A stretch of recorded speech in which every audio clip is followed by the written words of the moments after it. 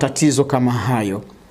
Lakini pia mtu kumuota, pia tunasema nukta nyingine ya pili, tunasema mtu akilala na akamuota mamba, pia inajulisha kwa maana nyingine. Pia tunasema kwamba huyo ni mwizi, tena asiyekuwa na huruma.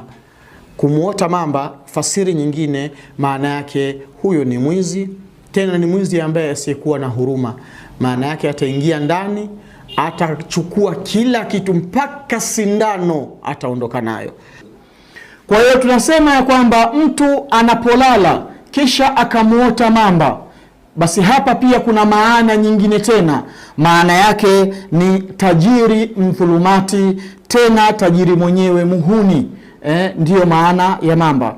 Na hapa utapata kuona wangapi walikuwa wanafanya kazi zao nzuri, wameajiriwa, lakini mwisho wa siku mafao yao wameshindwa kulipwa. Mwisho wa siku wamedhulumiwa na hao matajiri, hawataki kuwapa tena haki zao, madamu tu yeye kaacha kazi au namna gani. Kwa mitihani mingi ambayo inawakuta ndugu zetu wanapokuwa katika kazi zao, kwa uweza wake Allah tabaraka wa taala, unaambiwa kwamba chukua tahadhari mapema kabla ya hatari haija kufika.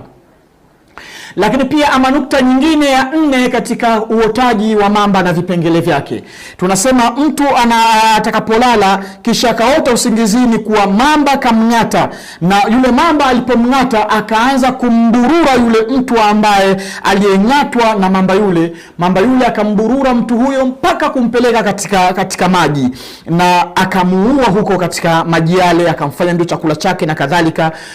Kwa hiyo ukawa umetafunwa na mamba ndani ya maji, basi njozi hiyo inakujulisha haya yafuatayo.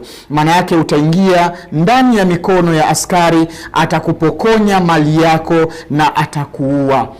Utaingia katika mikono ya askari, atakupokonya mali yako na atakuua. Sisi tunafahamu kwamba askari wengi hasa wa nchi yetu, wallahi tallahi, Mwenyezi Mungu awazidishie kila khairi, ni waaminifu sana sana sana. Sasa inaweza ikatokea tu baadhi ya mmoja akaweza kuleta sifa mbaya na akaweza kuleta taharuki kama hiyo, lakini njozi hii inamjulisha mtu kwamba utaingia katika mikono ya askari, na askari ataweza kukudhulumu au kukunyang'anya au kukupokonya mali yako yote, na ili kuweza kuondosha tatizo hilo, mwisho wake atakuua na utapotea. Kwa hivyo njozi hii sio nzuri. Kwa hiyo ni kumuomba Mwenyezi Mungu tabaraka wa taala akuepushe na balaa hilo ambalo unaloelezewa katika usingizi wako, ya kwamba unaweza kuja kukutana na mtihani kama huo.